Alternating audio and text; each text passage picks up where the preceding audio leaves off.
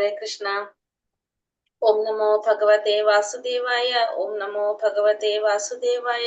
ओम नमो भगवते वासुदेवाय। ओम अज्ञानतिमिरान्धस्य ज्ञानाञ्जनाशलाकया चक्षुरुन्मीलितं येन तस्मै श्रीगुरवे नमः। नमो विष्णुपादाय कृष्णप्रेष्ठाय भूतले श्रीमते भक्तिवेदान्त स्वामिनिधि नामिने। नमस्ते सारस्वते देवे गौरवाणी प्रचारिणे निर्विशेष शून्यवादी पाश्चात्य देशधारिणे। जय श्री कृष्ण चैतन्य प्रभु नित्यानंद श्री अद्वैत गदाधर श्रीवासादि गौर भक्त वृंद।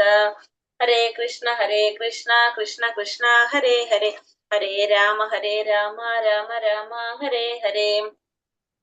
ഹരേ കൃഷ്ണ. ശ്രീ ശ്രീ രാധാ ഗോവിന്ദ് ടെമ്പിൾ ഇസ്കോൺ മാംഗ്ലൂരിന്റെ ഭക്തി രസാമൃത സിന്ധു ക്ലാസ്സിലേക്ക് എല്ലാവർക്കും സ്വാഗതം. ഹരേ കൃഷ്ണ. എല്ലാവർക്കും പ്രണാമം. നമ്മള് 6ഉം 7ഉം 8ഉം അല്ല അധ്യായങ്ങൾ നമ്മൾ കണ്ടത്. നിയാമക തത്വങ്ങൾ നമ്മൾ ഇന്നലെ തുടങ്ങിയിട്ടായിരുന്നു. 64 നിയാമക തത്വങ്ങളാണെന്ന് പറഞ്ഞു. അതിൽ ആദ്യത്തെ 10 ചെയ്യേണ്ട കാര്യങ്ങളും പിന്നത്തെ 10 ചെയ്യാൻ പാടില്ലാത്ത കാര്യങ്ങളും പിന്നെ 44 അധികമായിട്ടുള്ളതും കണ്ടു. അതില് ആദ്യത്തെ 10 നമ്മൾ കണ്ടു, ചെയ്യാൻ പാടുള്ളത്. പിന്നെ ചെയ്യാൻ പാടില്ലാത്തത് 10 9 വരെ കണ്ടു അല്ലെ. 9ാമത്തത് സേവാപരാധവും നാമാപരാധവും വെച്ചിട്ട് നമ്മൾ 9ാമത്തെ നമ്മൾ അധ്യായം കണ്ടു. 8ാമത്തെ അധ്യായത്തില് അതുവരെയാണ് നമ്മൾ ഇന്നലെ എടുത്തിട്ടുണ്ടായിരുന്നത്. നമ്മൾ ഇന്നലെ 8 അധ്യായം വരെ എടുത്തില്ല. അപ്പൊ 19 പോയിന്റ് നമ്മൾ പറഞ്ഞു. ഇന്നലെ നോക്കിയോ? എന്തെങ്കിലും സംശയം ഉണ്ടോ അതില്?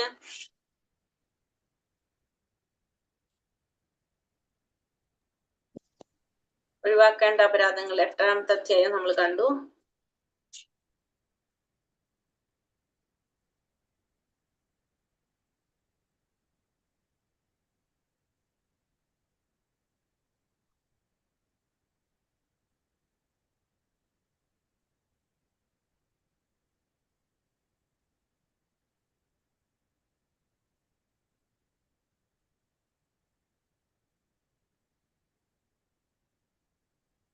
ഉണ്ടല്ലോ.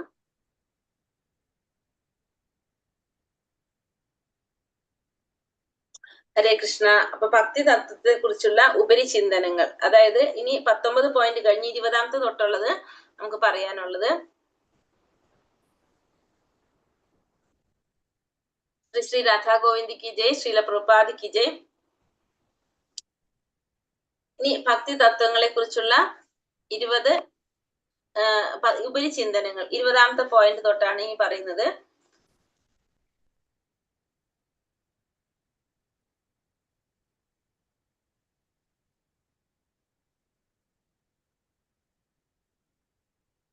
ഈ 9ാമത്തെ അധ്യായത്തില് 20ാമത്തെ തൊട്ട് 42 വരെയുള്ള പോയിന്റുകളാണ് ഇതിൽ കൊടുത്തിരിക്കുന്നത്.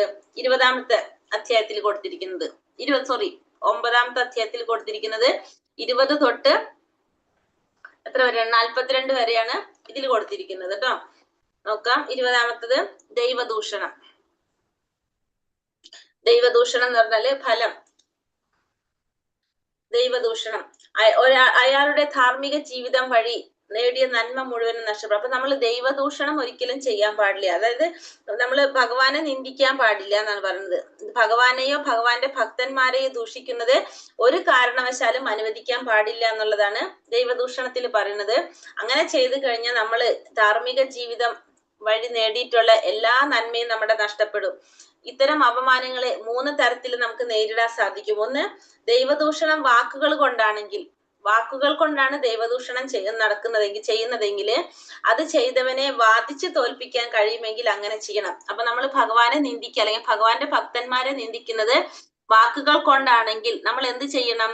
അങ്ങനെയുള്ളവരെ വാക്കുകൊണ്ട് വാദിച്ച് തോൽപ്പിക്കാൻ സാധിക്കെങ്കിൽ നമ്മൾ വാദിച്ച് തോൽപ്പിക്കണം. അതിനുള്ള കഴിവില്ലെങ്കിൽ നമ്മൾ എന്ത് വേണം? പിന്നെ ചെയ്യാവുന്നത് സൗമ്യമായിട്ട് അവിടെ നിൽക്കല്ല, സ്വന്തം ജീവൻ ഉപേക്ഷിക്കണം. അപ്പൊ ഭഗവാനെ നിന്ദിക്കുന്നത് കേട്ടു നിൽക്കാനായിട്ട് പാടില്ല. നമ്മൾ ഒന്നുകിൽ നമ്മൾ അവരെ വാദിച്ച് തോൽപ്പിക്കാൻ സാധിക്കണം, അല്ലെങ്കിൽ നമ്മൾ എന്ത് ചെയ്യണം? അവിടെ നിൽക്കാതെ നമ്മുടെ ജീവൻ ഉപേക്ഷിക്കണം എന്നാണ് പറയുന്നത്. അല്ലെങ്കിൽ ഇത് രണ്ടും സാധ്യമല്ലെങ്കിൽ ആ സ്ഥലം വിട്ടുപോകണം. അല്ലെങ്കിൽ നമ്മൾ എന്ത് ചെയ്യണം? ആ സ്ഥലം വിട്ടുപോകണം. അപ്പൊ 3 തരത്തിലാണ് ദൈവദൂഷണം ചെയ്തു കഴിഞ്ഞാൽ നമ്മൾ അതിന് നേരിടേണ്ടത്. നമ്മളെ മുന്നിൽ ഒരാള് ഭഗവാനെ നിന്ദിക്കുകയാണെങ്കിൽ ഒന്നുകിൽ നമ്മ അവരോട് വാദിച്ച് തോൽപ്പിക്കണം, അല്ലെങ്കിൽ നമ്മൾ എന്ത് ചെയ്യണം, നമ്മുടെ ജീവൻ ഉപേക്ഷിക്കണം, അതല്ലെങ്കിൽ നമ്മൾ ആ സ്ഥലം വിട്ടുപോകണം. ഒരു ഭക്തൻ എന്ന നിലയ്ക്ക് അങ്ങേയറ്റം വിനയവാനും സൗമ്യനുമായ ചൈതന്യ മഹാപ്രഭു നിത്യാനന്ദനെ ആരോ ദ്രോഹോപരം ഏൽപ്പിച്ചു എന്ന് കേട്ട മാത്രയിൽ ആ സ്ഥലത്ത് പാഞ്ഞെത്തി കുറ്റക്കാരനായിട്ടുള്ള ജഗായിയെയും മദായിയെയും കൊല്ലാൻ പോലും തയ്യാറായി. ഒരു വൈഷ്ണവൻ പരമാവധി സഹിഷ്ണുവും സൗമ്യനുമാണ്, സ്വന്തം അഭിമാനം പോലും ഉപേക്ഷിക്കാൻ തയ്യാറാണെന്ന് വരാം. എന്നാൽ കൃഷ്ണന്റെയോ കൃഷ്ണന്റെ ഭക്തന്റെയോ അഭിമാനത്തിന്റെ കാര്യം വരുമ്പോൾ അപമാനം അയാൾ സഹിക്കില്ല എന്നതാണ് സംഭവം കാണിക്കുന്നത്. അപ്പൊ ഒരിക്കലും ഒരു ഭക്തൻ ഭഗവാനെ അല്ലെങ്കിൽ ഭഗവാന്റെ ഭക്തന്മാരെ നിന്ദിക്കുന്നത് ഒരിക്കലും സഹിക്കില്ല. അപ്പൊ സ്വന്തമായിട്ട് ആരെങ്കിലും എന്ത് ചെയ്യാണ്, അപമാനിക്കുകയാണെങ്കിൽ അതിനെ സഹിക്കും. പക്ഷെ അത് സഹിക്കും. പക്ഷെ എന്താണ്, ഭക്തന്മാരെ അല്ലെങ്കിൽ ഭഗവാനെ നിന്ദിക്കുന്നത് സഹിക്കില്ല ആര്, ഒരു ഭക്തൻ. അടുത്തത് 21ാമത്തത് തിലകവും തുളസിമാലയും. നമ്മള് എന്ത് ചെയ്തിരിക്കണം, തിലകം ധരിച്ചിരിക്കണം. ഒരു വൈഷ്ണവൻ തിലകം ധരിച്ചിരിക്കണം ശരീരത്തില്. പത്മപുരാണത്തിൽ പറയുന്നതാണ് തിലകം കൊണ്ട് മൂടി പിടിക്കുന്നതിനെ കുറിച്ച് പറയുന്നത്. കഴുത്തിൽ തുളസിമാല, ശരീരത്തിന്റെ വിവിധ ഭാഗങ്ങളിൽ വിഷ്ണുവിന്റെ പ്രതിരൂപാത്മകമായ ചിഹ്നങ്ങൾ ധരിക്കാം. അതുപോലെ തന്നെ അങ്ങനെയുള്ള വ്യക്തിയെ വിഷ്ണു ഭക്തനാണെന്ന് മനസ്സിലാക്കാം. അവരുടെ സാന്നിധ്യം ലോകത്തെ മുഴുവൻ പവിത്രീകരിക്കാനായിട്ട് സാധിക്കും. അവരുടെ സാന്നിധ്യം ഉള്ളിടത്തെല്ലാം എന്താണ്, വൈകുണ്ഠത്തിന് തുല്യമാണെന്നാണ് പറയുന്നത്. അപ്പൊ പറയുന്ന എന്ത് വേണം, തിലകവും തുളസിമാലയും ധരിക്കണം. ശരീരത്തിൽ ഹരേ കൃഷ്ണ എന്ന് എഴുതുന്നത്. പത്മപുരാണം പറയുന്നത് അവരുടെ സാന്നിധ്യം ഈ ലോകം മുഴുവൻ പവിത്രീകരിക്കുന്നു. അവരുടെ സാന്നിധ്യം ഉള്ളിടത്തെല്ലാം എന്താണ്, വൈകുണ്ഠത്തിന് തുല്യമായിട്ടാണ് പറയുന്നത്. ഒരിക്കലും യമകിങ്കരന്മാര് സമീപിക്കില്ല തിലകം ധരിക്കുന്നത്. പിന്നെ കണ്ടിമാല കഴുത്തിൽ തുളസിമാല ധരിക്കുന്നത് കൊണ്ട്. യമന്റെ അധികാര പരിധിക്ക് അപ്പുറത്താണ് ആര്, വൈഷ്ണവര്. ആർക്ക് അപ്പുറത്താണ്, യമന്റെ അധികാര പരിധിക്ക് അപ്പുറത്തുള്ളവരാണ് വൈഷ്ണവര്. പത്മപുരാണം പറയുന്നത് ശരീരത്തിൽ കളപ്പം പൂശി ദേഹമാകെ തിരുനാമങ്ങൾ എഴുതി നടക്കുന്നവൻ സർവ്വ പാപങ്ങളിൽ നിന്നും വിമുക്തനാക്കപ്പെടും. മരണശേഷം അവൻ നേരെ വിഷ്ണു ലോകത്തിലെത്തും ഭഗവാനുമൊത്ത് ജീവിക്കാൻ. അപ്പൊ ഭഗവാന്റെ ഒപ്പം ജീവിക്കാനായിട്ട് വിഷ്ണു ലോകത്തിലാണ് എത്തുന്നത് എങ്ങനെയുള്ള വ്യക്തി, ശരീരത്തില് കളപ്പം പൂശി ദേഹമാകെ ഭഗവാന്റെ തിരുനാമം എഴുതി നടക്കുന്നവൻ എന്നാണ് ഇവിടെ പറയുന്നത്. അടുത്തത് 23ാമത്തെ പൂമാലകൾ സ്വീകരിക്കുക. ഭാഗവതം 11ാം സ്കന്ധം 6ാം അധ്യായം 46ാം ശ്ലോകത്തിൽ ഉദ്ധവർ കൃഷ്ണനോട് പറയുന്നു, കൃഷ്ണ, പൂക്കൾ, പൂമാലകൾ, വിശുദ്ധ വസ്തുക്കൾ, വസ്ത്രങ്ങൾ, ആഭരണങ്ങൾ എന്നിങ്ങനെ അവിടെ നിന്ന് ഉപയോഗിച്ചതും ആസ്വദിച്ചതുമായ എല്ലാ സാധനങ്ങളും ഞാൻ എടുത്തിട്ടുണ്ട്. അങ്ങയുടെ ഉച്ഛിഷ്ടം ഞാൻ ഭുജിക്കുന്നു. ഞാൻ അങ്ങയുടെ ഭൃത്യൻ മാത്രമാണ്. ഇങ്ങനെ ഇരിക്കെ ഭൗതിക ശക്തിയുടെ മായ എന്നെ പിടികൂടിയില്ലെന്ന് എനിക്ക് ഉറപ്പുണ്ട്. അപ്പൊ ഭഗവാന് അർപ്പിച്ചത് എന്തായാലും അത് ഭക്ഷണം മാത്രമല്ല, പൂക്കളായാലും മാലകളായാലും വിശുദ്ധ വസ്തുക്കള്, വസ്ത്രങ്ങൾ, ആഭരണങ്ങൾ, ഇതെല്ലാതും ഭഗവാൻ ഉപയോഗിച്ചത്. അത് എന്താ പറഞ്ഞ, അത് നമ്മള് സ്വീകരിക്കുകയാണെങ്കിൽ, പ്രസാദമായിട്ട് നമ്മൾ സ്വീകരിച്ചു കഴിഞ്ഞാണെങ്കിൽ നമ്മളെ എന്ത് പിടിക്കില്ല, ഭൗതിക ശക്തിയായിട്ടുള്ള മായ പിടികൂടില്ലെന്ന് ഉറപ്പുണ്ടെന്നാണ് ആര് പറയണത്, ഉദ്ധവര് കൃഷ്ണനോട് പറയുന്നത്. സ്കന്ദപുരാണത്തിൽ ബ്രഹ്മാവ് നാരദനോട് പറയുന്നു, നേരത്തെ കൃഷ്ണൻ അണിഞ്ഞിരുന്ന പൂമാല കഴുത്തിൽ അണിയുന്നവൻ എല്ലാ തരം രോഗങ്ങളിൽ നിന്നും അതുപോലെ സർവ്വ പാപങ്ങളിൽ നിന്നും മുക്തനായി ക്രമേണ മാലിന്യങ്ങളിൽ നിന്നും മോചനം നേടും. അപ്പൊ ഭഗവാന്റെ കഴുത്തിൽ അണിഞ്ഞിരിക്കുന്ന മാല അത് അണിയാണെങ്കിൽ എല്ലാ തരത്തിലുള്ള രോഗങ്ങളിൽ നിന്നും സർവ്വ പാപങ്ങളിൽ നിന്നും മുക്തനായിട്ട് ക്രമേണ മാലിന്യങ്ങളിൽ നിന്നും മോചനം നേടാൻ സാധിക്കുമെന്ന് ബ്രഹ്മാവ് നാരദ മഹർഷിയോട് പറയുന്നുണ്ട്. ഇനി വിഗ്രഹത്തിന് മുന്നിൽ നൃത്തം വയ്ക്കുക. 24 ദ്വാരകാ മഹാത്മ്യത്തിൽ ശ്രീകൃഷ്ണ പറയുന്നത്, ഹർഷോന്മാദ അവസ്ഥയിലെത്തിയ ആൾ എന്റെ മുന്നിൽ നൃത്തം വെക്കുമ്പോൾ ഭക്തി പ്രകർഷത്താൽ പരമാനന്ദം അനുഭവിക്കുന്നവൻ, അതിന്റെ ബാഹ്യ ലക്ഷണങ്ങൾ പ്രകടിപ്പിക്കുന്നവൻ, സഹസ്രാബ്ദങ്ങളായി കുമിഞ്ഞുകൂടിയ പാപങ്ങളെ മുഴുവൻ എരിച്ചു കളയാൻ കഴിവുള്ളവനായി തീരുന്നു. അപ്പൊ ഭഗവാന്റെ മുന്നിൽ നൃത്തം വെക്കുകയാണെങ്കിൽ എന്താണ്, സഹസ്രാബ്ദങ്ങളായിട്ട് കുമിഞ്ഞുകൂടിയ പാപങ്ങൾ മുഴുവൻ ഇല്ലാതാക്കാനായിട്ട് ആ വ്യക്തിക്ക് സാധിക്കും. ദ്വാരകാ മാഹാത്മ്യത്തിൽ നാരദൻ പറയുന്നു, പരമാനന്ദത്തിന്റെ ബാഹ്യപ്രകടനമായി വിഗ്രഹത്തിന്റെ മുന്നിൽ കൈകൊട്ടിക്കൊണ്ട് നൃത്തം ചെയ്യുന്നവന്റെ ശരീരത്തിൽ നിന്ന് പാപകർമ്മങ്ങളുടെ പക്ഷികൾ മുഴുവൻ അന്തരീക്ഷത്തിലേക്ക് പറന്നുയർന്നുകൊള്ളും. അപ്പൊ ദ്വാരകാ മാഹാത്മ്യത്തിൽ പറയുന്നതാണ്, എന്താണ് പറഞ്ഞത്, പരമാനന്ദത്തിന്റെ ബാഹ്യപ്രകടനമായിട്ട്. അപ്പൊ വിഗ്രഹത്തിന്റെ മുന്നിൽ കൈ കൊട്ടിക്കൊണ്ട് നൃത്തം വെക്കുകയാണെങ്കിൽ, കൈ കൊട്ടിയിട്ട് നമ്മള് പാട്ടുപാടെ നൃത്തം ചെയ്യുമ്പോ ആ ശരീരത്തിൽ നിന്ന് പാപപക്ഷികൾ പറന്നു പോകുന്നാണ് ആര് പറയണത്, ദ്വാരകാ മാഹാത്മ്യത്തില് നാരദ മഹർഷി പറയുന്നത്. അപ്പൊ അത്രയും വിശേഷപ്പെട്ടതാണ് എന്ത്, ഭഗവാന്റെ മുന്നിൽ നൃത്തം വെക്കുന്നതും കൈകൊട്ടി നൃത്തം വെക്കുന്നതെല്ലാം. വിഗ്രഹത്തിന്റെ മുന്നിൽ ആദരപൂർവ്വം പ്രണമിക്കുക. യജ്ഞകർമ്മങ്ങളിലൂടെ നേടുന്ന സത്ഫലങ്ങൾ താൽക്കാലികമാണ്. അതുവഴി നേടുന്ന പുണ്യം ക്ഷയിക്കുന്നതോടെ വീണ്ടും ഈ ഭൂമിയിൽ ജനിക്കേണ്ടതായിട്ട് വരും. എന്നാൽ വിഗ്രഹത്തിന് മുന്നിൽ സാഷ്ടാംഗം പ്രണമിച്ച് ഒരിക്കലെങ്കിലും ആദരിച്ചവന് ഒരിക്കലും ഭൂലോകത്തിൽ മടങ്ങേണ്ടി വരില്ല. അവൻ നേരെ കൃഷ്ണന്റെ ധാമത്തിലെത്തും. അപ്പൊ നമ്മൾ യജ്ഞവും ദാനവും കർമ്മവും ഒക്കെ ചെയ്തു കഴിഞ്ഞാല് അതിന്റെ ഫലം എപ്പോഴും എങ്ങനെയാണ്? താൽക്കാലികമായിട്ടുള്ളതാണത്. അത് നേടിക്കഴിഞ്ഞാലും അതിന്റെ പുണ്യം നമ്മളെ ക്ഷയിച്ചു പോകും. കുറെ കഴിയുമ്പോൾ അത് നേടുന്ന പുണ്യം ക്ഷയിച്ചു വീണ്ടും നമ്മൾ എവിടെ വരും? ഭൂമിയിലേക്ക് വരും. പക്ഷേ വിഗ്രഹത്തിന്റെ മുന്നിൽ സാഷ്ടാംഗം പ്രണമിക്കുകയാണെങ്കിൽ, ഒരിക്കലും അങ്ങനെ ചെയ്തിട്ടുള്ള വ്യക്തിയാണെങ്കിൽ പ്രണമിച്ച് ഒരിക്കലെങ്കിലും ഭഗവാൻ ആദരിച്ചു കഴിഞ്ഞാല് പിന്നെ ഒരിക്കലും എന്ത് വേണ്ടി വരില്ല? ഈ ഭൂലോകത്തേക്ക് തിരിച്ചു വരേണ്ടതായിട്ട് വരില്ല. നേരെ ഭഗവാന്റെ ധാമത്തിലേക്ക് എത്തും. എഴുന്നേറ്റ് നിന്ന് ഭഗവാനെ സ്വീകരിക്കാം. എല്ലാ പാപങ്ങളും കഴുകി കളയപ്പെട്ട അവസ്ഥയിലായിരിക്കും, കഴുകി കളയപ്പെട്ട് ശുദ്ധ ശരീര അവസ്ഥയിലായിരിക്കും ആര്? വിഗ്രഹത്തിന് മുന്നില് എഴുന്നേറ്റ് നിന്ന് ഭഗവാനെ സ്വീകരിക്കുക. അതായത് ഈ രഥയാത്രയൊക്കെ നടക്കുന്ന സമയത്ത് എഴുന്നേറ്റ് നിന്ന് അദ്ദേഹത്തെ സ്വീകരിക്കുന്നവൻ എല്ലാ പാപങ്ങളും കഴുകി കളയപ്പെട്ട് ശുദ്ധ ശരീരിയാകുമെന്നാണ് ബ്രഹ്മാണ്ഡ പുരാണത്തില് പറയുന്നത്. അപ്പൊ എഴുന്നേറ്റ് നിന്ന് ഭഗവാനെ സ്വീകരിക്കുമ്പോ വിഗ്രഹത്തെ അനുഗമിക്കുക.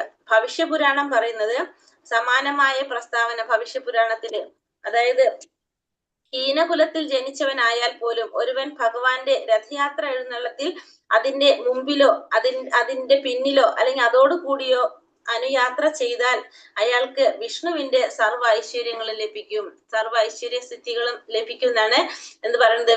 വിഗ്രഹത്തെ അനുഗമിക്കുന്നത് കൊണ്ട് പറഞ്ഞത്. അതായത് രഥയാത്ര സമയത്ത് ആ രഥത്തെ അനുഗമിച്ചു കഴിഞ്ഞാല് നമുക്ക് എന്ത് സാധിക്കും? എല്ലാവിധ ഐശ്വര്യ സമൃദ്ധികളും ലഭിക്കുമെന്നാണ് ഇവിടെ പറയുന്നത്.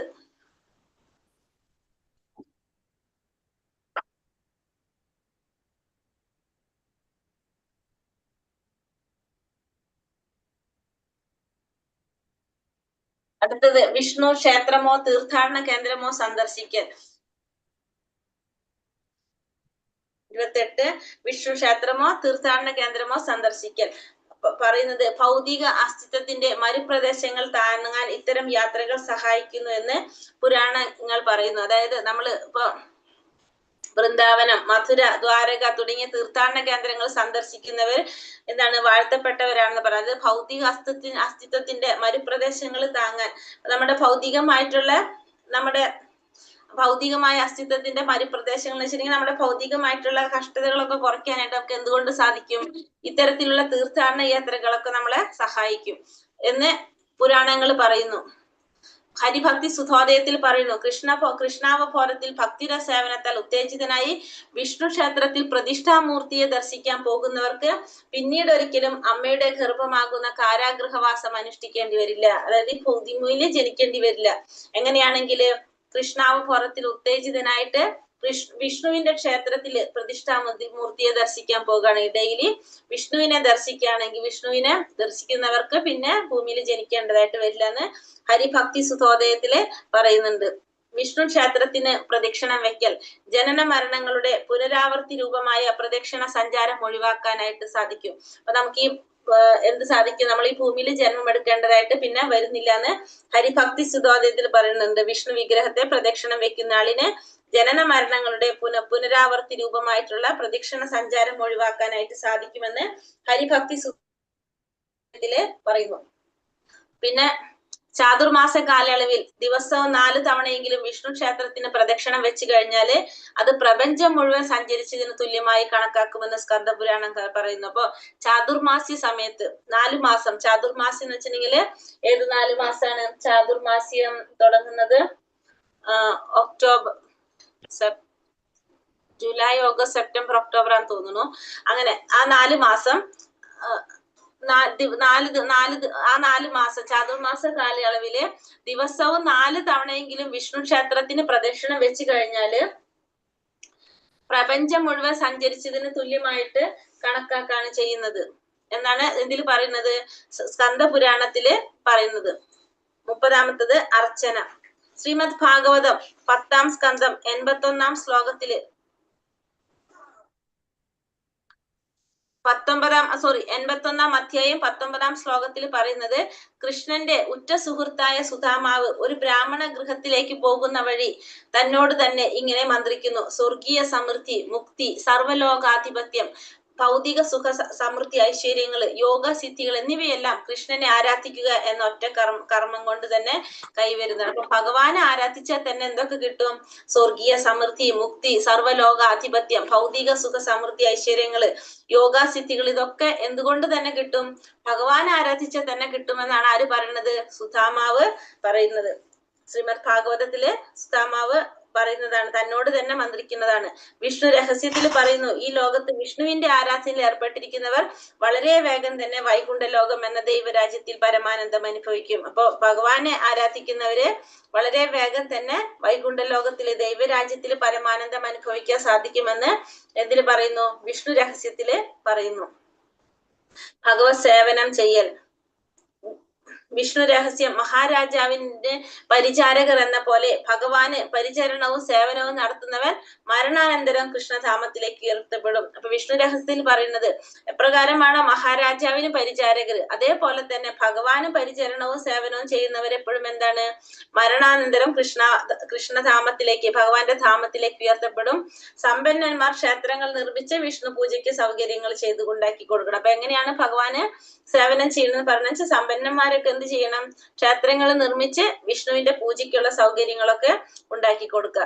പിന്നത്തെ പാട്ടുപാടൽ. ലിംഗപുരാണം പറയുന്നു, ഭഗവാന്റെ മഹിമയെ സ്തുതിച്ച് പാട്ടുപാടുന്ന ബ്രാഹ്മണൻ തീർച്ചയായും ഭഗവാന്റെ ലോകത്തിലേക്ക് ഉയർത്തപ്പെടും. ശിവപെരുമാന്റെ പ്രാർത്ഥനകളെക്കാൾ കൂടുതൽ ഭഗവാൻ ഇഷ്ടപ്പെടുന്നത് ഇത്തരത്തിലുള്ള ഗാനങ്ങളെയാണ്. അപ്പൊ ഭഗവാനെ കീർത്തിച്ചുകൊണ്ട് പാട്ടുപാടുന്നവരെ തീർച്ചയായിട്ടും എന്താണ്? അവര് ഭഗവാന്റെ ലോകത്തിലേക്ക് ഉയർത്തപ്പെടുമെന്നാണ് പറയുന്നത്. അപ്പൊ ഭഗവാന്റെ ഭഗവാന് ഇഷ്ടം എന്താണ്? ശിവപെരുമാന്റെ പ്രാർത്ഥനകളെക്കാൾ കൂടുതലും ഭഗവാൻ ഇഷ്ടപ്പെടുന്നത് ഇത്തരത്തിലുള്ള ഗാനങ്ങളാണെന്ന് പറയുന്നു.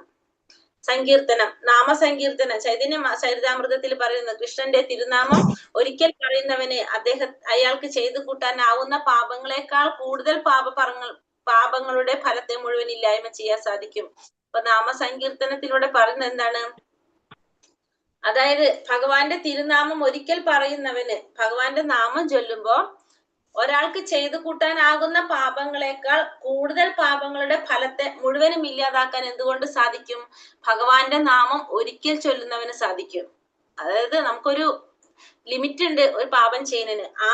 അതിനേക്കാളും കൂടുതൽ പാപകർമ്മങ്ങളുടെ ഫലങ്ങളെ ഇല്ലാതാക്കാനായിട്ട് ഭഗവാന്റെ നാമം ഒരിക്കൽ പറയുന്നവന് സാധിക്കും എന്ന് ചൈതന്യ ചരിതാമൃതത്തിൽ പറയുന്നു. ലീലസങ്കീർത്തനത്തിൽ പറയുന്നത്, ഭാഗവതം 7-ാം സ്കന്ധം 7-ാം അധ്യായം 18-ാം ശ്ലോകത്തിൽ പറയുന്നത് ലീലസങ്കീർത്തനല്ല. അപ്പൊ നാമസങ്കീർത്തനത്തെ കുറിച്ചാണ് ചൈതന്യ ചരിതാമൃതത്തിൽ പറയുന്നത്. ഇനി ലീലസങ്കീർത്തനത്തെ കുറിച്ച് എന്താ പറയുന്നത്? ഭഗവാന്റെ ലീലകള് കീർത്തിക്കുന്നതിനെ കുറിച്ച്. ഭാഗവതം 7-ാം സ്കന്ധം 7-ാം അധ്യായം 18-ാം ശ്ലോകത്തില് മഹാരാജാവായിട്ടുള്ള പ്രഹ്ലാദൻ പറയുന്നത്, നരസിംഹ ഭഗവാനോട് പറയുന്നത്, നരസിംഹമൂർത്തി, അങ്ങയുടെ ലീലാവിലാസങ്ങൾ സർവാതിശയായാണ്. അങ്ങയുടെ ലീലാവിലാസങ്ങളെ കുറിച്ചുള്ള ശ്രവണം കൊണ്ട് തന്നെ എനിക്ക് ഭൗതികാസക്തിയുടെ മാലിന്യങ്ങളിൽ നിന്ന് പുറത്തു കടക്കാൻ സാധിക്കും. അപ്പൊ ഭഗവാന്റെ ലീലകളെ കുറിച്ചുള്ള ശ്രവണത്തിലൂടെ തന്നെ എന്ത് സാധിക്കുകയാണ് പറയുന്നത്? ഭൗതിക ആസക്തിയുടെ മാലിന്യത്തിൽ നിന്ന് പുറത്തു കടക്കാൻ സാധിക്കുമെന്നാണ് പ്രഹ്ലാദകുമാരൻ നരസിംഹ ഭഗവാനോട് പറയുന്നത്. ഭഗവാന്റെ ഗുണങ്ങൾ സങ്കീർത്തനം ചെയ്താലോ? ശ്രീമദ് ഭാഗവതം 1-ാം സ്കന്ധം 5-ാം അധ്യായം 22-ാം ശ്ലോകത്തില് നാരദ മഹർഷി വ്യാസദേവനോട് പറഞ്ഞത്, തപോനുഷ്ഠാനങ്ങൾ നടത്തുന്നവരും വേദം പഠിക്കുന്നവരും മഹായജ്ഞങ്ങൾ നടത്തുന്നവരും വേദസൂക്തങ്ങൾ പാടുന്നവരും അതീന്ദ്രിയ ജ്ഞാനത്തെ കുറിച്ച് അഭ്യൂഹങ്ങൾ നടത്തുന്നവരും ധാർമ്മിക പ്രവർത്തനങ്ങൾ നടത്തുന്നവരും അവരവരുടെ സത്കർമ്മങ്ങൾ കൊണ്ട് ലക്ഷ്യമാക്കുന്നത് ഭക്തസമ്പർക്കവും ഭഗവത് സങ്കീർത്തനവുമാണ്. ഗുണങ്ങള് ഭഗവാന്റെ നാമസങ്കീർത്തനം ചെയ്യുന്നവർക്ക്, ലീലാസങ്കീർത്തനം ചെയ്യുന്നവർക്ക്, ഗുണസങ്കീർത്തനം ചെയ്യുന്നവര് എല്ലാവർക്കും എന്താണ് കിട്ടുന്നത്? അവരുടെ സത്കർമ്മങ്ങൾ കൊണ്ട് ലക്ഷ്യമാക്കുന്നത് ഭക്തസമ്പർക്കവും ഭഗവത് സങ്കീർത്തനവുമാണ് എല്ലാം കൊണ്ടും ലക്ഷ്യമാക്കുന്നത്. ഇനി അടുത്തത് നാമജപം. ജപം നടത്തുന്നത് ജപിക്കുന്നവന്റെ വ്യക്തിപരമായ ഗുണത്തിനാണ്, കേൾക്കുന്നവരെ ശ്രേയസ്സിനാണ് കീർത്തനം. അപ്പൊ നാമം ജപിക്കുന്നതുകൊണ്ട് ആർക്കാണ് ഗുണം? ജപിക്കുന്ന വ്യക്തിക്കാണ് ഗുണം. പക്ഷെ സങ്കീർത്തനമാണെങ്കിലോ കേൾക്കുന്നവരുടെ ശ്രേയസ്സിനാണ് എന്ത് ചെയ്യുന്നത്? കീർത്തനം ചെയ്യുന്നത്. സമർപ്പണം. 35-ാമത്തത് സമർപ്പണം. സംപ്രാർത്ഥനാത്മികം, ദൈന്യബോധികം, ലാലസാമയി. 3 തരത്തിലാണ് സമർപ്പണം പറയുന്നത്. 3 തരത്തിൽ. ഒന്ന് സംപ്രാർത്ഥനാത്മികം, അതായത് തികച്ചും സ്വതന്ത്രമായിട്ടുള്ള പ്രാർത്ഥന. ഭഗവാനെ, കുമാരന്മാരുടെ സ്വാഭാവികമായ ഒരു സ്നേഹമുണ്ടെന്ന് എനിക്കറിയാം. അതുപോലെ തന്നെ തിരിച്ചും തീവ്രമായി സ്നേഹവികാരമുണ്ട്. അങ്ങയുടെ പാതാരബിന്ദങ്ങളെ പ്രാർത്ഥിച്ചുകൊണ്ട് ഞാൻ യാചിക്കുന്നു. ഈ മട്ടിലുള്ള സ്വാഭാവികമായ ഒരു ആകർഷണം അങ്ങയുടെ നേരെ എനിക്കുണ്ടാകണമെന്ന്. അപ്പൊ ഈ സംപ്രാർത്ഥനാത്മികം എന്ന് പറഞ്ഞാല് സ്വാഭാവികമായിട്ടുണ്ടാവുന്ന ഒരു എന്താണ് പറയാ, സ്നേഹമാണെന്ന് പറയാം. അതായത് ഇപ്പോ കുമാരന്മാർക്കും കുമാരിമാർക്കും, അതായത് ഒരു നമുക്കറിയാലോ, ഒരു ടീനേജ് പ്രായത്തിലുള്ള കുട്ടികൾക്ക് കാണുമ്പോൾ ഉണ്ടാവുന്ന ഒരു ആകർഷണം, അങ്ങോട്ടും ഇങ്ങോട്ടും ഉണ്ടാവുന്ന ഒരു ആകർഷണം, അത് സ്വാഭാവികമായിട്ട് ഉണ്ടാകുന്നതാണ്. അത് ആ ഒരു സ്നേഹമാണ് എന്ന് പറയുന്നത്. അതാണ് ഇവിടെ എന്ന് പറയുന്നത് സംപ്രാർത്ഥനാത്മികം എന്ന് പറയുന്നത്. അത് ഭഗവാനോട് ഉണ്ടാകുന്ന സ്വാഭാവികമായിട്ട് ഉണ്ടാകുന്ന ഒരു ആകർഷണം, അത് എനിക്ക് ഉണ്ടാകണേന്നാണ് ആര് പ്രാർത്ഥിക്കുന്നത്. അതാണ് പറയുന്നത്, പത്മപുരാണത്തിൽ പറയുന്നത്. അങ്ങനെ സമർപ്പണം ചെയ്യുന്നത്, അത് നമുക്ക് സ്വാഭാവികമായിട്ടും ഭഗവാനോട് ഒരു ആകർഷണം ഉണ്ടാകുന്നത്. അടുത്തത് ദൈന്യബോധികം, പൂർണ്ണമായിട്ടുള്ള സമർപ്പണം. പ്രിയപ്പെട്ട ഭഗവാനെ, എന്നേക്കാൾ പാപിയായ ഒരു ജീവാത്മാവില്ല, എന്നേക്കാൾ ധിക്കാരിയായ മറ്റാരുമില്ല. എന്റെ പാപകർമ്മങ്ങൾ ഏറ്റു പറയാൻ വന്നപ്പോൾ സ്വയം നാണിച്ചു പോകത്തവണ്ണം അപരാധിയും പാപിയുമായി പോയി ഞാൻ. പത്മപുരാണത്തിൽ പറയുന്നതാണ്. അതായത് എന്നേക്കാളും പാപിയായിട്ടുള്ള ഒരു വ്യക്തിയിൽ, അതായത് ഞാൻ എന്റെ പാപങ്ങൾ ഏറ്റു പറയാൻ വന്നപ്പോ എനിക്ക് സ്വയം എന്ത് തോന്നി? നാണിച്ചു തോന്നി. അത്രയും പാപങ്ങളും പാപിയും അപരാധിയുമാണ് ഞാനെന്ന് തോന്നി എന്നാണ് എന്ത് പറയുന്നത്, പത്മപുരാണത്തിൽ പറയുന്നത്. അതായത് പൂർണ്ണമായിട്ട് ഉള്ള സമർപ്പണം. അപ്പൊ എല്ലാ രീതിയിലും ഭഗവാന് സമർപ്പണം ചെയ്യുക, അതാണ് ദൈന്യബോധികം എന്ന് പറയുന്നത്. ഇനി ലാലസാമയി, സമ്പൂർണ്ണ ഘട്ടത്തെ ആഗ്രഹിക്കുന്നത്. ഭഗവാനെ, അങ്ങയെ ഒന്ന് വീശാൻ അങ്ങ് എന്നോട് പറയുന്ന ആ ദിനം എന്ന് വന്നെത്തും. അങ്ങയുടെ ഇഷ്ടം അനുസരിച്ച് എന്നെ ഇങ്ങനെ വീശിയാൽ മാത്രം മതി എന്ന് പറയുന്ന ആ ദിനം, നീ എന്നെ ഇങ്ങനെ വീശിയാൽ മതി എന്ന് പറയുന്ന ആ ദിനം എങ്ങനെ വന്നെത്തുന്നാണ് ചോദിക്കുന്നത്. അതായത് സമ്പൂർണ്ണ ഘട്ടത്തെ ആഗ്രഹിക്കുന്നത്. അതായത് ഒരിക്കലും എന്തുണ്ടാവില്ല അവിടെ, നമ്മുടെ ഇന്ത്യയിലെ സംതൃപ്തി ഇല്ല. ഭഗവാൻ എങ്ങനെയാണ് ആഗ്രഹിക്കുന്നത് അതേ രീതിയിൽ ഭഗവാനെ സേവനം ചെയ്യാനായിട്ട് ചെയ്യുന്നത്, ആ ഭഗവാന്റെ ഇച്ഛയ്ക്കനുസരിച്ച് ഭഗവാനെ സേവനം ചെയ്യാനായിട്ട്. അതാണ് എന്ത് പറയുന്നത്, ലാലസാമയി എന്ന് പറയുന്നത്. അതായത് ലാലസാമയി എന്ന് പറയുമ്പോൾ സ്വാഭാവിക നിലയിലേക്ക് മടങ്ങുന്നു വരുന്നത്. അതായത് നമുക്ക് എന്ത് മനസ്സിലാക്കി, നമുക്ക് ഭഗവാനോടുള്ള ഒരു ആഗ്രഹം ഏത് രീതിയിലാണ് നമ്മൾ മനസ്സിലാക്കിയിട്ട് ചെയ്യുന്നത്. അപ്പൊ എങ്ങനെയാണോ ഭഗവാൻ ആഗ്രഹിക്കുന്നത് ആ രീതിയിൽ നമുക്ക് ചെയ്യാൻ സാധിക്കും. അതാണ് എന്ത് പറയുന്നത്, ലാലസാമയി. സംപ്രാർത്ഥനാത്മികം എന്ന് വെച്ചിട്ടുണ്ടെങ്കിൽ സ്വമേധയാ തന്നെ സ്വാഭാവികമായിട്ട് ഉണ്ടാകുന്ന ഒരു ആകർഷണം ഉണ്ടാകുക. ദൈന്യബോധികം എന്ന് വെച്ചിട്ടുണ്ടെങ്കിൽ ഭഗവാന് പൂർണ്ണമായിട്ട് സമർപ്പിക്കുന്നത്. ലാലസാമയി എന്ന് വെച്ചിട്ടുണ്ടെങ്കിൽ എങ്ങനെയാണോ ഭഗവാൻ ആഗ്രഹിക്കുന്നത് അതേ രീതിയിൽ നമ്മൾ ചെയ്യുന്നത്. അങ്ങനെയാണ് സമർപ്പണം നമുക്ക് 3 തരത്തിൽ ചെയ്യാൻ സാധിക്കുന്നത്. അടുത്തത് പ്രധാനപ്പെട്ട സ്തോത്രങ്ങൾ പാടൽ. പണ്ഡിതന്മാരുടെ അഭിപ്രായത്തിൽ ഭഗവത്ഗീതയെ പ്രാമാണികമായ പ്രാർത്ഥനകളാൽ, വിശേഷിച്ചും വിരാട് രൂപത്തോട് അർജുനൻ നടത്തുന്ന പ്രാർത്ഥന ഉൾക്കൊള്ളുന്ന 11-ാം അധ്യായം, അതായത് ഭഗവാനെ കുറിച്ച് സ്തോത്രങ്ങൾ പാടുന്നത്. പിന്നെ ഗൗതമീയ തന്ത്രത്തിലെ എല്ലാ പദ്യങ്ങളും, പിന്നെ ശ്രീമദ് ഭാഗവതത്തിലെ 100 കണക്കിന് പ്രാർത്ഥനകളുണ്ട്. ഓരോരുത്തരുടെ പ്രാർത്ഥനകൾ നമുക്കറിയാം. സ്കന്ദപുരാണത്തിലെ ഭഗവത് സ്തോത്രങ്ങൾക്ക് അലങ്കൃതമായ നാവുള്ള ഭക്തന്മാരും മഹിഷിമാരും മറ്റ് പുണ്യാത്മാക്കളും ആദരിച്ചിരുന്നു. ഇത്തരം ഭക്തന്മാർ ദേവന്മാർക്ക് പോലും ആരാധ്യരാണ്. അപ്പൊ ഭഗവത് സ്തോത്രങ്ങൾ കൊണ്ട് അലങ്കൃതമായിട്ടുള്ള നാവുള്ള ഭക്തന്മാരെ മഹർഷിമാരും പുണ്യാത്മാക്കളും എല്ലാം ആദരിച്ചിരുന്നു എന്നാണ് പറഞ്ഞത്. അപ്പൊ ദേവന്മാർക്ക് പോലും ആരാധ്യരാണ് ആര്, ഇത്തരത്തിലുള്ള ഭക്തന്മാർ. അപ്പൊ ഭഗവാനെ സ്തുതിക്കുന്നവര്, സ്തുതിച്ചു പാടുക, അതൊക്കെ അത് പറയുന്നത് എല്ലാ ഭഗവാനെ വിശേഷപ്പെട്ടതായിട്ടാണ് ഇവിടെ പറയുന്നത്. പിന്നെ പ്രസാദ ഭക്ഷണം, 1000 യാഗം നടത്തുന്നതിന് തുല്യമായിട്ടുള്ള ഫലം നേടുന്നതാണ് എന്ത്, പ്രസാദം ഭക്ഷിക്കുന്നത്. നമുക്ക് 1000 യാഗം നടത്തുന്ന അതിന്റെ തുല്യമാണ് കിട്ടുന്നത് എന്നാണ് എന്തില് പറയുന്നത്, പത്മപുരാണത്തില് പറയുന്നത്. ആദരപൂർവ്വം നിത്യേന ഭഗവത് പ്രസാദം കഴിക്കുക, ചരണതീർത്ഥം കുടിക്കുകയും ചെയ്യുന്ന ഭക്തന് 1000 യാഗം നടത്തിന്റെ തുല്യഫലം ലഭിക്കുന്നു. ചരണാമൃതം പാനം ചെയ്യുക. ചരണാമൃതം എന്ന് വെച്ചിട്ടുണ്ടെങ്കിൽ ചരണാമൃതം സ്വാദിഷ്ടമാക്കുന്നു എന്ന് മാത്രമല്ല അപാരമായിട്ടുള്ള മൂല്യവും ആത്മീയ മൂല്യം കൂടുള്ളതാണ് എന്ത്, ചരണാമൃതം. പത്മപുരാണം പറയുന്നത് ഒരിക്കലും ഒരു തരത്തിലുള്ള ധാർമ്മിക കാര്യങ്ങൾ ചെയ്തിട്ടില്ലാത്തവൻ പോലും ക്ഷേത്രത്തിൽ സൂക്ഷിച്ചിരിക്കുന്ന ചരണാമൃതം കഴിക്കുന്നതോടെ ദൈവരാജ്യത്തിൽ കടക്കാനുള്ള അർഹത നേടാൻ കഴിയുന്നു. അപ്പൊ ഒരിക്കൽ പോലും ധാർമ്മികമായിട്ടുള്ള കാര്യങ്ങൾ ചെയ്തിട്ടില്ലെങ്കിലും ചരണാമൃതം കുടിച്ചു കഴിഞ്ഞാൽ അതിന് ദൈവരാജ്യത്തിൽ കടക്കാനുള്ള അർഹതയുണ്ടാകും. ക്ഷേത്രങ്ങളിൽ വലിയ പാത്രത്തിൽ ചരണാമൃതം സൂക്ഷിച്ചിരിക്കും.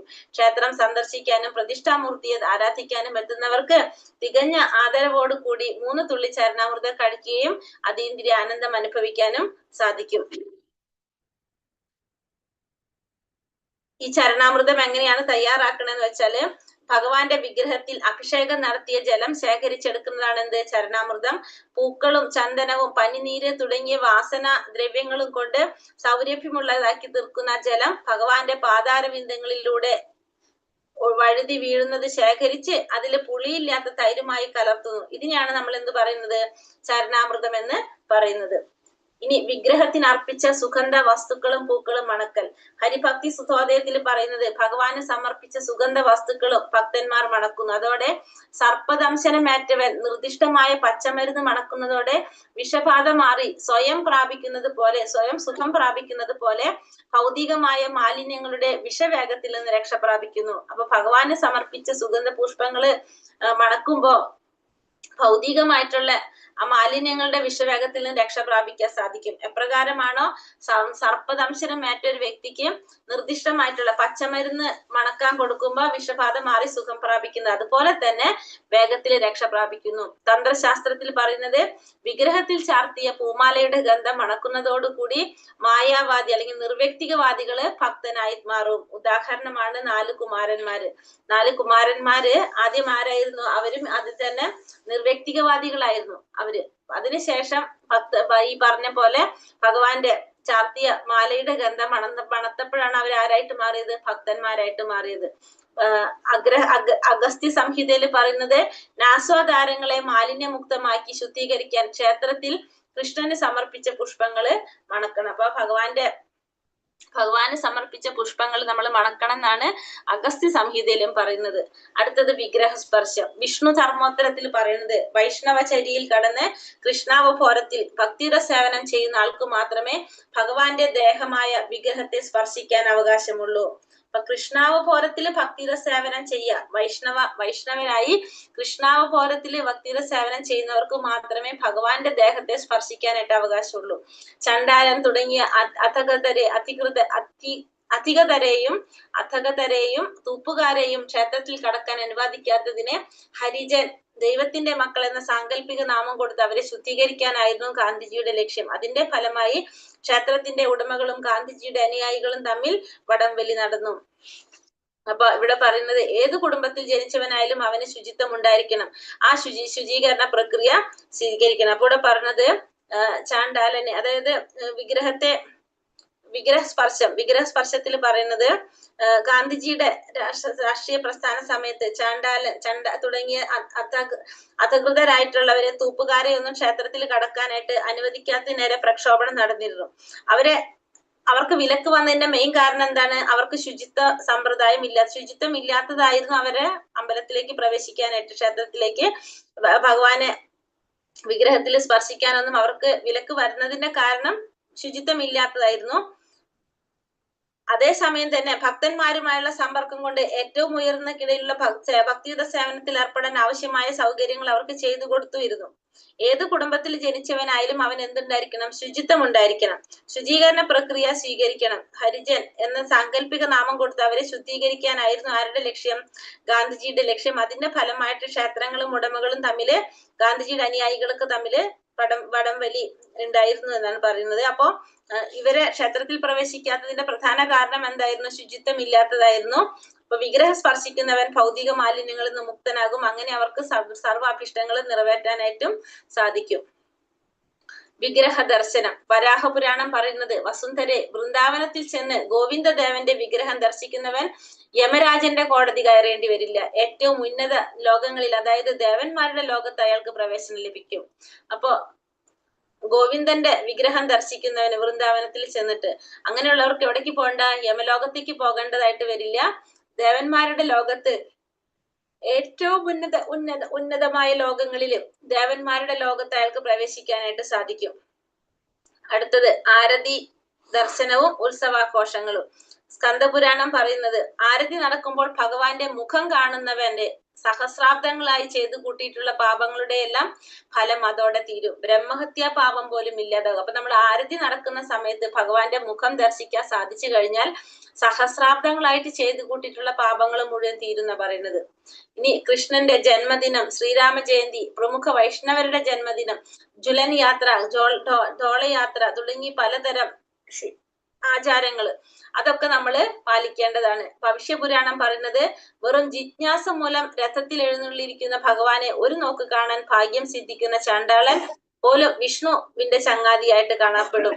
ഈ പ്രക്രിയയിലൂടെ യോഗികൾ ഭഗവാന്റെ ഭക്തിയുടെ സേവനത്തിലേക്ക് ക്രമേണ ഉയർത്തപ്പെടുന്നു. ഇവിടെ പറയുന്നത് ഭഗവാനെ കാണാനായിട്ട് ഭാഗ്യം സിദ്ധിക്കുന്നവനെ ചണ്ടാളനായാൽ പോലും ഭഗവാന്റെ ചങ്ങാതിയായിട്ട് മാറുന്നതാണ് ഭവിഷ്യപുരാണത്തിൽ പറയുന്നത്. അപ്പൊ ഇതൊക്കെ എന്തിനാണ് ആരതി ദർശനം എടുക്കുക, ഉത്സവാഘോഷങ്ങളൊക്കെ ചെയ്യുന്നതൊക്കെ നമുക്ക് എന്തായാലും സാധിക്കും, ഭക്തിയുടെ സേവനത്തിലേക്ക് ഉയരാനായിട്ട് സാധിക്കും. ഹരേ കൃഷ്ണ കൃഷ്ണ കൃഷ്ണ ഹരേ ഹരേ, ഹരേ രാമ രാമ രാമ ഹരേ ഹരേ.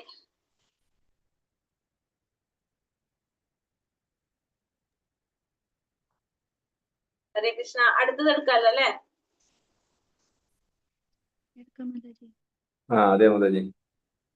അടുത്തത് മാതാജി, ഞാൻ ലീവ് ചെയ്യാണ്, ഒരു സ്ഥലം വരെ പോകണതുകൊണ്ട്. ഹരേ കൃഷ്ണ. അടുത്തത് ശ്രവണ സ്മരണകളുടെ സമ്പ്രദായങ്ങൾ. ഹരേ കൃഷ്ണ. മാതാജി, ഞാൻ ലീവ് ചെയ്യാണ്, ഒരു സ്ഥലം വരെ പോണതുകൊണ്ട്. ഓക്കെ പ്രഭു. ഹരേ കൃഷ്ണ. ശ്രീ ശ്രീ രാധാ ഗോവിന്ദിക്ക് ജയ്, ശ്രീല പ്രഭുപാദിക്ക് ജയ്. ഇനി ഇതില് 10ാമത്തെ അധ്യായത്തില് 43 മുതൽ 46 വരെയുള്ള കാര്യങ്ങളാണ്. 43, 44, 45, 46 43 മുതൽ 46 വരെയുള്ള പോയിന്റ് ആണ് ഇതിൽ കൊടുത്തിരിക്കുന്നത്. ഈ അധ്യായത്തിൽ 10ാമത്തെ അധ്യായത്തില് കൊടുത്തിരിക്കുന്നത് 43ാമത്തെ പോയിന്റ് ശ്രവണം.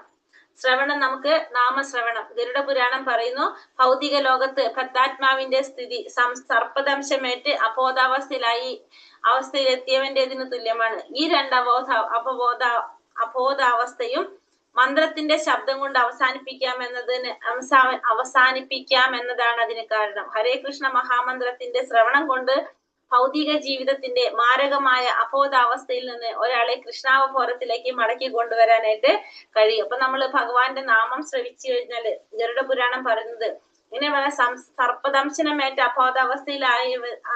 എത്തിയവന്റേതിന് തുല്യമാണെന്നാ പറയുന്നത്. എന്ത്? തത്താവസ്ഥയിലുള്ള സ്ഥിതി. ഇതിനെ നമുക്ക് എന്തുകൊണ്ട് സാധിക്കും? മന്ത്രത്തിന്റെ ശബ്ദം കൊണ്ട് അത് മാറ്റാനായിട്ട് സാധിക്കും. ഹരേ കൃഷ്ണ മഹാമന്ത്രത്തിന്റെ ശ്രവണം കൊണ്ട് മാത്രം ഭൗതിക ജീവിതത്തിലെ മാരകമായിട്ടുള്ള ഈ അബോധാവസ്ഥയിൽ നിന്ന് ഒരാളെ കൃഷ്ണാവബോധത്തിലേക്ക് മടക്കിക്കൊണ്ടുവരാനായിട്ട് സാധിക്കും. അപ്പൊ ഭഗവാന്റെ നാമം ജപിക്കുന്നത് മാത്രമല്ല, ശ്രവിക്കുന്നത് നമ്മൾ എന്തിലേക്ക് കൊണ്ടുവരും? കൃഷ്ണാവബോധത്തിലേക്ക് കൊണ്ടുവരും. ലീലാവിലാസങ്ങളെ കുറിച്ചുള്ള ശ്രവണം, ഭഗവാന്റെ ലീലകളെ കുറിച്ചുള്ള ശ്രവണം. ഭാഗവതം പറയുന്നത് ഈ നിരന്തരം ആചാര്യന്മാരുടെ അടുത്ത് നിന്ന് ശ്രവിക്കുന്നവന് ഭൗതികമായ വിശപ്പ്, ദാഹം, ഭയം, ദുഃഖം ഇവയിൽ നിന്ന് മാത്രമല്ല ഭൗതിക അസ്തിത്വത്തിന്റെ വിഭ്രമങ്ങളിൽ നിന്ന് പോലും മുക്തനായി തീരും. അപ്പോ ഭഗവാന്റെ ലീലകളെ കുറിച്ച് ശ്രവിക്കുന്നത്, അതായത് നിരന്തരം ഭഗവാന്റെ ലീലകളെ കുറിച്ച് ശ്രവിക്കുന്നവർക്ക് വിശപ്പും, ദാഹവും, ഭയവും, ദുഃഖം ഇതൊന്നും ഉണ്ടാവില്ല എന്നാണ് എന്ത് പറയുന്നത്? ഭാഗവതത്തിൽ പറയുന്നത്. ഇനി ഭഗവാന്റെ ഗുണങ്ങളെ ശ്രവിക്കുന്നത് ഭാഗവതത്തിൽ പറയുന്നു, അതീന്ദ്രിയമായ പ്രകമ്പനങ്ങളാൽ വാഴ്ത്തപ്പെട്ട ഭഗവാന്റെ കലർപ്പറ്റ ഭക്തി ഉപാസന ആഗ്രഹിക്കുന്നയാൾ അദ്ദേഹത്തിന്റെ മഹാത്മ്യങ്ങളും അതീന്ദ്രിയ ഗുണങ്ങളും കേൾക്കണം. ഹൃദയത്തിലെ സർവ്വവിധമായിട്ടുള്ള അമംഗളങ്ങളെയും അത് ഹനിക്കും. നമ്മുടെ എല്ലാ അമംഗളങ്ങളും ഇല്ലാതാക്കാൻ എന്തുകൊണ്ട് സാധിക്കും? ഭഗവാന്റെ ഗുണങ്ങൾ ശ്രവിക്കുന്നത് കൊണ്ട് സാധിക്കും. അപ്പൊ ശ്രവണം എല്ലാത്തിലും എന്താണ്? ഭഗവാന്റെ നാമം ശ്രവിക്കുക, ലീലകൾ ശ്രവിക്കുക, ഗുണങ്ങൾ ശ്രവിക്കുക. ഇതൊക്കെ കൊണ്ട് നമുക്ക് എന്തിലേക്ക് മാറ്റം വരും? കൃഷ്ണാവബോധത്തിലേക്ക് പോകുമെന്നുള്ളതാണ് നമുക്ക് പറയുന്നത്. അപ്പൊ ശ്രവണം അത്രയേറെ പ്രധാനപ്പെട്ടതാണ്. ഇനി അടുത്തത് 40 ഭഗവാന്റെ കാരുണ്യത്തിന് വേണ്ടി അർത്ഥിക്കണം. ഭഗവത് കാരുണ്യത്തിന് വേണ്ടി പ്രവർത്തിക്കുക. ശ്രീമദ് ഭാഗവതം 10ാം സ്കന്ധം 14ാം അധ്യായം 8ാം ശ്ലോകത്തിൽ പറയുന്നത്, ഭഗവാനെ സദാ അങ്ങയുടെ അഹേതുകമായ കാരുണ്യം പ്രതീക്ഷിച്ച് കഴിയുന്ന അതേസമയം ഗതകാലത്തെ ദുഷ്കർമ്മങ്ങളുടെ ഫലമായി നിരന്തരം കഷ്ടപ്പെട്ട് കഴിയുന്ന ഏതൊരാളും ഹൃദയത്തിന്റെ ഉള്ളറകളിൽ നിന്നുയരുന്ന ആദരപൂർണമായ പ്രണാമങ്ങൾ അങ്ങേക്ക് അർപ്പിക്കണമെങ്കിൽ അയാൾ വിമോചനത്തിന് അർഹനാണ്. അത് അയാളുടെ ന്യായമായ അവകാശമാണെന്ന് തന്നെ ഇത് കാരണം. അപ്പൊ പറയുന്നത് ശ്രീമദ് ഭാഗവതത്തിൽ പറയുന്നത് ഭഗവാനെ സദാ അങ്ങയുടെ അഹേതുകമായ കാരുണ്യം പ്രതീക്ഷിച്ചു കഴിയുന്ന അതേസമയം ഗതകാലത്തെ ദുഷ്കർമ്മങ്ങളുടെ ഫലമായിട്ട് നിരന്തരം കഷ്ടപ്പെട്ട് കഴിയുന്ന ഏതൊരു വ്യക്തിയും ഹൃദയത്തിന്റെ ഉള്ളറകളിൽ നിന്നുയരുന്ന ആദരപൂർണമായിട്ടുള്ള പ്രണാമങ്ങൾ അങ്ങേക്ക് അർപ്പിക്കുമെങ്കിൽ അയാൾ വിമോചനത്തിന് അർഹനാണ്. അത് അയാളുടെ ന്യായമായ അവകാശമാണെന്ന് തന്നെ വേണം കരുതാനായിട്ട്.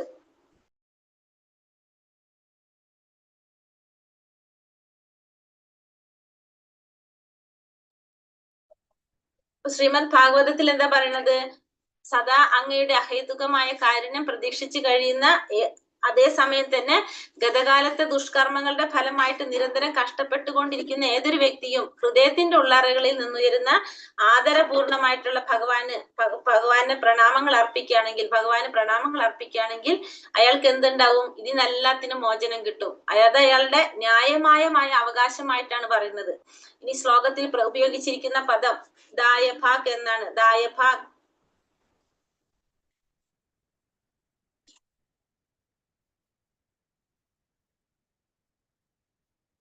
അടുത്ത പറഞ്ഞത് ദായഭാഗ് എന്ന് പറയുന്നത് ശ്ലോകത്തിൽ ഉപയോഗിച്ചിരിക്കുന്ന പദം ദായഭാഗ് എന്നാണ്. ദായഭാഗ് എന്ന് പറഞ്ഞാൽ പിതാവിന്റെ സ്വത്തിന് നിയമാനുസൃതമായ അവകാശിയായി തീരുന്ന പുത്രന്റെ അവസ്ഥ എന്നാണ് അർത്ഥം. ഇതേ രീതിയിൽ കൃഷ്ണാവബോധം സംബന്ധിച്ച ധർമ്മങ്ങൾ പ്രാവർത്തികമാക്കാനുള്ള ശ്രമത്തിൽ എല്ലാ തരത്തിലുള്ള ക്ലേശങ്ങളും സഹിക്കാൻ തയ്യാറാകുന്ന യഥാർത്ഥ ഭക്തൻ സർവാതിശയായ ഭഗവത് ധാമത്തിൽ കടക്കാൻ നിയമാനുസൃതമാക്കാനായി തീരുന്നു. അപ്പോ ദായഭാഗ് എന്ന് വെച്ചാൽ എന്റെ അർത്ഥം പിതാവിന്റെ സ്വത്തിന് നിയമാനുസൃതമായിട്ട് ആരാണ് അവകാശി? പുത്രൻ അവകാശിയാണ്. അതേപോലെ തന്നെയാണ് കൃഷ്ണാവബോധം സംബന്ധിച്ച ധർമ്മങ്ങൾ പ്രാവർത്തികമാക്കാനുള്ള ശ്രമത്തില് എല്ലാ വിധത്തിലുള്ള ക്ലേശങ്ങൾ സഹിക്കാൻ തയ്യാറായിട്ടുള്ള ഒരു യഥാർത്ഥ ഭക്തൻ എന്താണ്? നിയമാനുസൃതം തന്നെ ഭഗവാന്റെ ധാമത്തിലേക്ക് കടക്കാനായിട്ടുള്ള അർഹത നേടുന്നു എന്നാ പറയുന്നത്. എങ്ങനെ? ക്ലേശങ്ങൾ സഹിക്കുന്ന വ്യക്തിക്ക് നിയമപരമായിട്ട് നിയമാനുസൃതമായിട്ട് ഭഗവാന്റെ ധാമത്തിലേക്ക് കടക്കാൻ സാധിക്കും എന്നാണ് ഇവിടെ ഇതുകൊണ്ട് അർത്ഥമാക്കുന്നത്. അടുത്തത് സ്മരണം. ഏതു വിധമെങ്കിലും കൃഷ്ണനുമായുള്ള ബന്ധം ദൃഢവും സ്ഥിരവുമായി മനസ്സിൽ ഉറപ്പിച്ചാൽ ആ ബന്ധത്തിന് സ്മരണം എന്ന് പറയാം. അപ്പൊ സ്മരണം എന്ന് വെച്ചിട്ടുണ്ടെങ്കിൽ ഭഗവാനുമായിട്ട് ആ ബന്ധം ഏതു തരത്തിലായാലും കൃഷ്ണനുമായിട്ടുള്ള ബന്ധം ദൃഢവും സ്ഥിരവുമായിട്ട് മനസ്സുറപ്പിച്ചു കഴിഞ്ഞാല് അതിനെ നമുക്ക് സ്മരണം എന്ന് പറയാം. വിഷ്ണു പുരാണം പറയുന്നത് ഭഗവത് സ്മരണം ഒന്നുകൊണ്ട് തന്നെ എല്ലാ ജീവാത്മാക്കളും എല്ലാ തരത്തിലുള്ള മംഗളാനുഭവങ്ങൾക്കും അർഹനായി തീരുന്നു. അതുകൊണ്ട് ജന്മവിഹീനനും നിത്യനുമായ ഭഗവാനെ ഞാൻ സദാ സ്മരിക്കുമാറാകട്ടെ. അപ്പൊ ഭഗവത് സ്മരണം ഒന്നുകൊണ്ട് തന്നെ എല്ലാ ജീവാത്മാക്കളും എല്ലാ തരത്തിലുള്ള മംഗളാനുഭവങ്ങൾക്കും അർഹനായി തീരും. അപ്പൊ ഭഗവാനെ സ്മരിച്ചാൽ തന്നെ നമുക്ക് എന്ത് കിട്ടും? നമുക്ക് എല്ലാ വിധത്തിലുള്ള മംഗളങ്ങളും അനുഭവിക്കാനായിട്ട് സാധിക്കും. പത്മപുരാണം പറയുന്നത് ഭഗവാൻ കൃഷ്ണൻ എന്റെ സാദര പ്രണാമങ്ങൾ ഞാൻ അർപ്പിക്കട്ടെ. കാരണം മരണസമയത്തോ ജീവിതകാലത്തോ അദ്ദേഹത്തെ സ്മരിക്കുന്നവൻ എല്ലാ പാപങ്ങളിൽ നിന്നും മുക്തനാകുന്നു എന്നാണ് എന്തിൽ പറയുന്നത്? പത്മപുരാണത്തിലും പറയുന്നത്. അടുത്തത് ധ്യാനം. ധ്യാനം എന്ന് പറയുമ്പോ ഭഗവാന്റെ രൂപം ധ്യാനിക്കാം, ഗുണം ധ്യാനിക്കാം, ലീലകള്, സേവ, ഇതൊക്കെ എന്തിൽ വരുന്നുണ്ട്? ധ്യാനത്തിൽ വരുന്നത്. രൂപധ്യാനം. നൃസിംഹ പുരാണത്തിൽ പറയുന്നത് ഭഗവത് പാതാരവിന്ദങ്ങളെ കേന്ദ്രീകരിച്ചുള്ള ധ്യാനം അതീന്ദ്രിയവും ഭൗതിക സുഖ ദുഃഖാനുഭവങ്ങൾക്ക് അതീതവുമായി സ്വീകരിക്കപ്പെട്ടിരിക്കുന്നു. തികഞ്ഞ ദുഷ്ടാത്മാവിന് പോലും ജീവിതത്തിലെ പാപകർമ്മങ്ങളുടെ ദുഷ്ഫലങ്ങളിൽ നിന്ന് മുക്തനാകാൻ ഇത്തരം ധ്യാനം കൊണ്ട് സാധിക്കും. അപ്പൊ നൃസിംഹ പുരാണത്തിൽ പറയുന്നത് ഭഗവാന്റെ പാതാരവിന്ദങ്ങളെ കേന്ദ്രീകരിച്ചുള്ള ധ്യാനം അത് അതീന്ദ്രിയമായിട്ടുള്ളതും ഭൗതിക സുഖദുഃഖ അനുഭവങ്ങൾക്ക് അതീതവുമായിട്ട് സ്വീകരിക്കപ്പെട്ടിരിക്കുന്നതാണ്. തികഞ്ഞ ദുഷ്ടാത്മാവിന് പോലും എന്ത് സാധിക്കും? ജീവിതത്തിലെ പാപകർമ്മങ്ങളുടെ ദുഷ്ഫലങ്ങളിൽ നിന്ന് മുക്തനാകാനായിട്ട് ധ്യാനം കൊണ്ട് സാധിക്കും. അടുത്തത് ഗുണം ധ്യാനിക്കുന്ന. വിഷ്ണു പുരാണത്തിൽ പറയുന്നത് കൃഷ്ണാവബോധത്തിൽ നിരതരായിട്ടുള്ളത് ഭഗവാന്റെ അതീന്ദ്രിയ ഗുണഗണങ്ങൾ സ്മരിക്കുന്നവരുമായിട്ടുള്ളവര് പാപകർമ്മങ്ങളുടെ പരിണിത ഫലങ്ങളിൽ നിന്ന് മുക്തരായി പവിത്രീകരിക്കപ്പെട്ട് ദൈവരാജ്യത്തിൽ പ്രവേശിക്കാനായിട്ടുള്ള യോഗ്യത നേടുന്നു ഭഗവാന്റെ ഗുണങ്ങൾ ധ്യാനിക്കുന്നവര്. ലീലകൾ ധ്യാനിക്കുന്നതാണെങ്കിലോ പത്മപുരാണത്തിൽ പറയുന്നത് ഭഗവാന്റെ ഹൃദ്യമായ ലീലാവിലാസങ്ങളെ കുറിച്ച് അത്ഭുത കർമ്മങ്ങളെ കുറിച്ചും നിരന്തരം ധ്യാനിക്കുന്നവൻ സർവ്വവിധമായിട്ടുള്ള ഭൗതിക മാലിന്യങ്ങളിൽ നിന്ന് മുക്തനായി തീരും. എല്ലാവിധത്തിലുള്ള ഭൗതിക മാലിന്യങ്ങളിൽ നിന്ന് മുക്തനായി തീരുമെന്ന് പത്മപുരാണം പറയുന്നു. സേവ ധ്യാനിക്കുക. ബ്രഹ്മവൈവർത്ത പുരാണത്തിൽ പറയുന്നത് ഒരു ബ്രാഹ്മണൻ മാനസ പൂജാക്രമത്തിൽ ഒരു ദിവസം പാൽപായസം ഉണ്ടാക്കി ഭഗവാന് നിവേദിച്ചു. പാൽപായസം നിവേദിക്കുന്നതിന് മുമ്പ് അതിന്റെ ചൂട് കുറഞ്ഞു എന്ന് നോക്കാൻ വിരൽ കൊണ്ട് പാത്രം തൊട്ടുപോക്കി. അപ്പോൾ കൈ പൊള്ളി. ബ്രാഹ്മണന് ഭഗവാന്റെ ഐശ്വര്യ ദേവതകളുടെയും സഹവാസിയായി വൈകുണ്ഠത്തിൽ നിത്യശാന്തി ലഭിക്കുകയും ചെയ്തു. ഭക്തന്മാർ ധ്യാനത്തിലിരുന്ന് ഭഗവാന് സാങ്കല്പികമായി അർപ്പിക്കുന്ന നൈവേദ്യം പോലും ഭഗവാൻ സ്വീകരിക്കുമെന്നും അതിന് ഉത്തിഷ്ട ഫലമുണ്ടാകുമെന്നും ഇതിൽ നിന്ന് മനസ്സിലാക്കാം. അപ്പൊ ഒരു ബ്രാഹ്മണൻ എന്ത് ചെയ്താണ്? മാനസ പൂജ മനസ്സുകൊണ്ടാണ് ചെയ്തത്. അല്ലാതെ ഇവിടെ ഫിസിക്കലായിട്ട് ഇല്ല, ഒന്നും ഇല്ല. പക്ഷെ മനസ്സുകൊണ്ട് ഭഗവാൻ എന്ത് ചെയ്തു? പാൽപായസം ഉണ്ടാക്കിയിട്ട് സമർപ്പിച്ചു. അപ്പൊ പാൽപായസം ഉണ്ടാക്കി ഭഗവാനെ നിവേദിക്കുന്നതിന് മുമ്പ് അത് ചൂട് കുറഞ്ഞു എന്നറിയാനായിട്ട് വിരൽ കൊണ്ട് തൊട്ടു നോക്കി, കൈ പൊള്ളി. അപ്പൊ ബ്രാഹ്മണന് എന്നിട്ട് എന്ത് കിട്ടി? ബ്രാഹ്മണന് ഭഗവാന്റെ അടുത്തേക്ക് ബ്രാഹ്മണന് വൈകുണ്ഠത്തില് നിത്യശാന്തി ലഭിച്ചു എന്ന് പറഞ്ഞു. അപ്പൊ മനസ്സുകൊണ്ട് അർപ്പിച്ചാൽ പോലും അത് ഭഗവാൻ സ്വീകരിക്കും. അതാണ്, മാത്രമല്ല അതിന്റെ ഉദ്ദിഷ്ട ഫലം കിട്ടുമെന്ന് നമുക്ക് മനസ്സിലാക്കാം. ഹരേ കൃഷ്ണ കൃഷ്ണ കൃഷ്ണ ഹരേ ഹരേ, ഹരേ രാമ രാമ രാമ ഹരേ ഹരേ. അതാണ്. അപ്പൊ 46 വരെ. ഹരേ കൃഷ്ണ. അടുത്തത് ഏതാണ്? 11-ാമത്തെ അധ്യായം. കൂടുതലാവും. ഇനി ഇത് നിർത്തട്ടെ, ഇവിടെ വെച്ചിട്ട് അത് എടുക്കണം. ഒരെണ്ണം കൂടി.